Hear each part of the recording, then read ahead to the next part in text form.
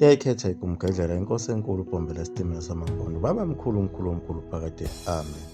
Zazinjalo-ke iziqalekiso zakhona kwaMkhize ababengazinakile ngenxa yakho ukuthi base bekhungathwe yibo abelungu nenkolo ababefike nayo. Umlungu lona kwaba yiyona nto akwazi ukunqoba ngayo abantu abamnyama ukuthi amkhiphe enkolweni yakhe kaNkulunkulu ongumvelinqangi ukuze ezohlale ekhothamela umlungu, ingunaphakade kanye nozalo nezizukulwane zakhe. Itulo lomlungu lalimsebenzela kakhulu ukuthi wayefika phela kulo izwe efica abantu kukuhle kudelile bezwana, bekhonza yena uNkulunkulu wabo ongumvelinqangi, bemkhonza ngazo izigubhu nokusina nokumenzela imikhosi yakhe. Bebusa bezenzela ukudla emasimini, befuyile benezinkomo eziningi, beganiwe behlala ndawonye emzini oyinquluma. Njengoba ngaso isikhathi sasendulo abelungu bengakafiki, abantu besibongo esisodwa babehlala endaweni eyodwa, bephiwe nako ukuphila isikhathi eside njengoba bebekhonza uNkulunkulu wabo weyiqiniso. Njengoba ikubalelwa eminyakeni yo-300 yayihlanganiswa yibo phela abantu bakwaZulu, behlezi kuso isigodlo bebaningi bebalelwa ko-500 emzini owodwa kodwa bengaxabani. Lapho uthi mawukhula khona ukhokho wakho ube umbona ngamehlo ngenxa yokuthi abantu babehlala isikhathi eside kakhulu, beganiwe ngabafazi abaningi njengoba naye uZibhebhu wayeganwe yiwo amakhosikazi acela ku-85. Lokho kuganwa kakhulu kwabo abantu ezinye zezinto azibhala phansi umlungu ukuthi iyona nto ezomphazamisa ekudleni kwakhe umhlaba, ngoba uma abantu abamnyama bezala kakhulu basuke bandisa lona phela ibutho njengoba bagcine behlulwa kuyo impi yasesandlwana. Ngaleso sikhathi abantu babengancengile kuye umlungu ngoba phela babengosoplazi, bafuyile banamasimu amakhulu angodeda ngendlala. Khona manjalo wafika umlungu nayo incwadi yakhe emlomo obovu. Yilapho waqala khona ukubonakala kwezinto, wabhoka nendlala.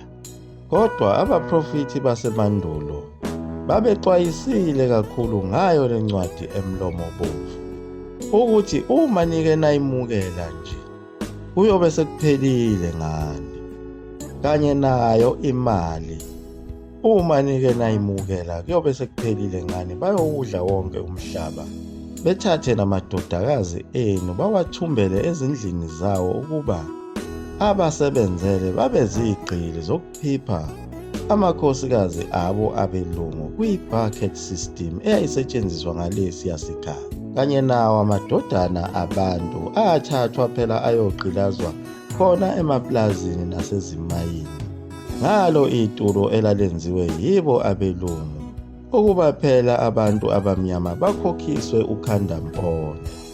Lo khandampondo kwakuyilo phela icebo lokuthi kudedelwe izinsizwa zabantu ziyosebenza kuze kuzotholakala imali yokukhokhela lo khandampondo, njengoba phela abelungu babekhokhisa ngisho nawo amaqhugwane. Uma uneqhugwane elilodwa uyakhokha, uma ewu-30 uzowakhokhela iqhugwane neqhugwane. Kanye nazo izinja lezi ziyakhokhelwa. Ababegolozile ukukhokha lo khandampondo bayikhotha imbenge yomile ngoba phela kwagcina sekudliwe ngisho izinkomo zabo. Nalo iphutha elenziwa uye uShaka ukuba abekela abelungu inxiwa laphayana endaweni yaseThekwini kwaba nomthelela omkhulu kuzo izakhamizi ezazakhele lona itheku namakhosi akhona. Lapho kwajika khona indawo engaphesheya kothukela yabizwa ngayo iNatali. Yagcina le Natali sekusabalale zona izimishini, abantu bakhona bajikwa umqondo. INatali lena yayisiphenduke naso isizinda sabantu ababalekile kwaZulu bebaleka ngoba phela bonile bengafuni ukuhlawuliswa amacala abo. Abanye phela babebalekela kona ukuthi kuzokwenziwa amasiko ngabo, bendlalele inkosi esuke ikhotheme. Njengoba ngesikhathi sakhe uShaka abaningi babebalekela ebuthonga. Nakhona kwaSoshangane uma unenkinga kwaZulu ubheka eSwazini noma eMozambique noma eZimbabwe. Njengoba naye umzilikazi owayedle zona izinkomo owabaleka waze wayofika khona eZimbabwe. Kanye naye ujeqe omnyama onjengempisi owayebalekela ulaka lukaDingane. Nakho ukuthi wayeyinsila kaShaka kwakufanele amendlalele edlinzeni ayolala kulo uShaka kuze phela amphelezele kwelamathongo. Wakhala wemuka umfo kaButhilizi. Njengaye futhi uNongalaza kaNondela Mnyana owayeyinduna kaMpande owathatha phela uhlangothi lakhe uMbuyazi empini yaseNdondakusuka. Kanti bazoyigojela impi yakhe uMbuyazwe igojelwa yiso uSilo uCetshwayo lapho uNongalaza Mnyando athi galo yephuka waphikelela khona kwelaseThekwini. Kanye nabo abantwana ababengabafowabo bakhe uCetshwayo, uMkhungo phela nomntwana uSikhotha ababekade beseke yena uMbuyazi empini yaseNdondakusuka. Nabo bakhala bemuka baphikelela khona kwelaseThekwini. Nayo leyo mpi yaseNdondakusuka yayiqhathwe yibo phela abelungu. Omunye wabo kwakuthiwa phela uMantsonga owayengumfundisi, benaye omunye wayeqanjwe igama kwathiwa uGelebani, okuyibona abasebefake ikhala labo lathi shi eNdlunkulu baqhatha abantwana bakaMpande. Imizamo yabo abelungu yaphumelela kahle kakhulu lapho esiwuqhathile uZulu. Wawuthi mawusubalekile khona kwaZulu bejabule kakhulu abelungu bekumukele ngezandla ezimhlophe. Ilapho-ke uZulu wawusuhlukaniseke igaba ezimbili. iNatali yaphenduka yaba isizinda sawo amavukela mbuso akwaZulu.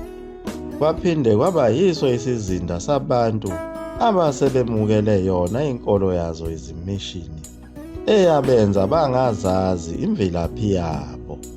Lokho kwamjabulisa kakhulu umlungu, kodwa kwakumdumaza ukuthi inkosi uCetshwayo yayingafuni ukuthi kungene lezi mishini ezweni lakwaZulu.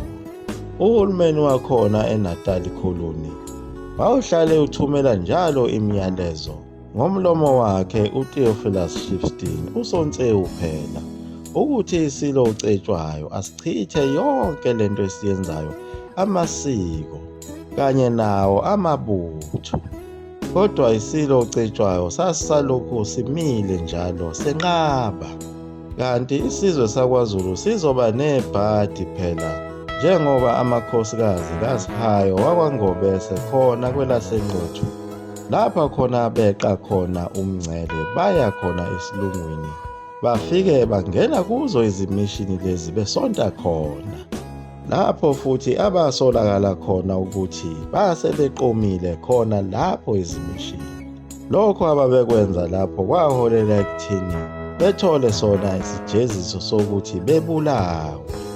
Lokho phela kwakuyilo isiko lakwaZulu ukuthi umfazi ofebile uyabulawa, njengoba amaZulu kusayiwo amaJuda.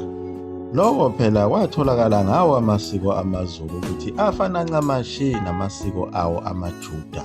Lapho kwafakaza khona naye umlungu uJohn William Mkholenso, umbhishobhi omkhulu, ona waqanjwa igama kwathiwa uSobantu.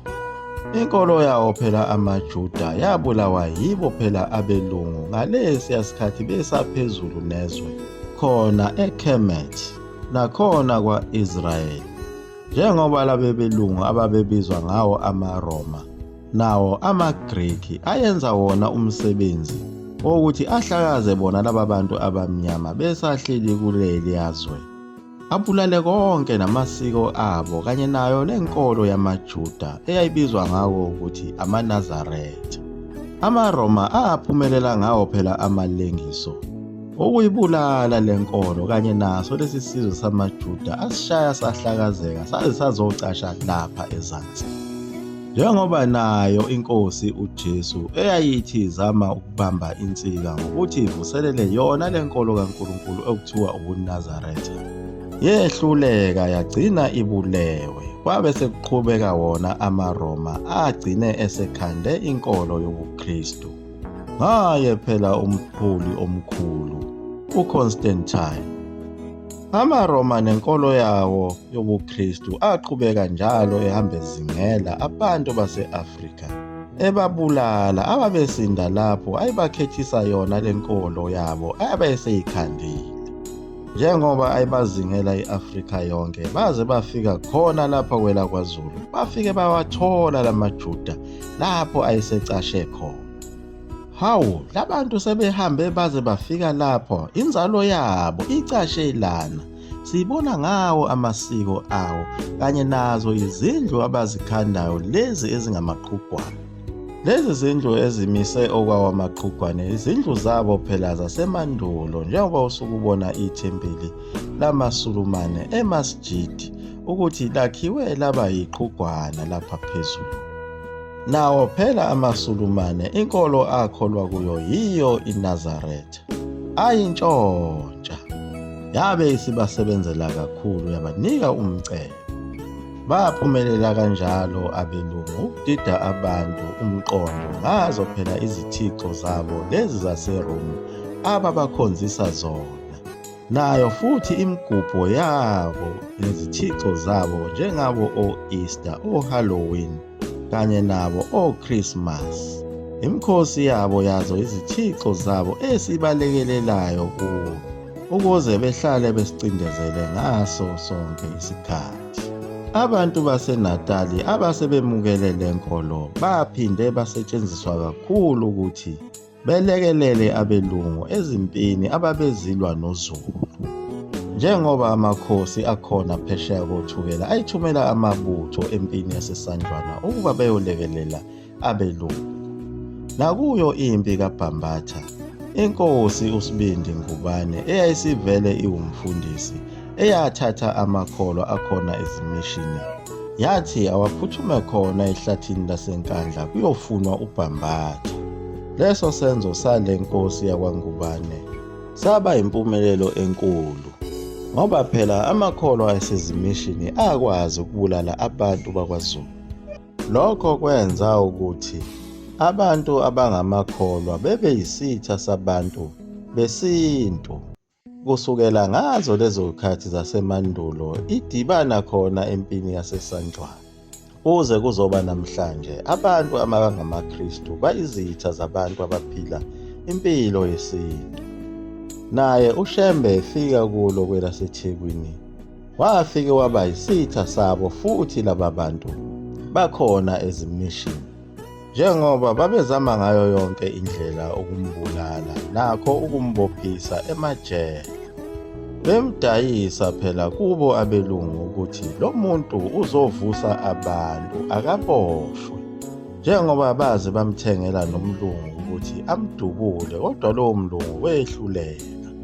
Labo bantu abangamaKristu ababenza yonke lo mkhuba yokudayisa ngabo abantu abamnyama kubelungu babembethwe yiwo phela umoya wasemandulo ngesikhathi kusaseKemet nakwa-Israyeli, lapho abadayisa ngaye phela uJesu.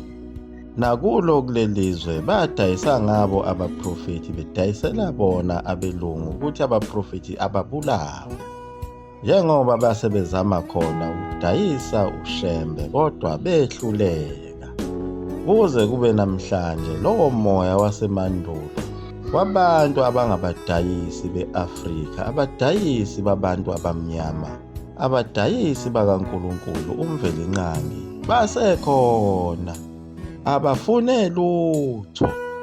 Sebezibiza ngokuthi bangabalandeli bakaJesu Kristu waseNazaretha, naye futhi owayeyiNazaretha, njengabo oSamson, noDaniel, noMeshach, no-Abednego, noShadrach ababengamaNazaretha, abagcine bephoswe esithandini somlilo benqaba ukumukela inkolo yaseBhabhiloni eyagcine yashintsha yaba i-Greco-Roman religion yaze yaphinde yazoba i-Roman Catholic, okuyiyona eyazala yona i-Christianity.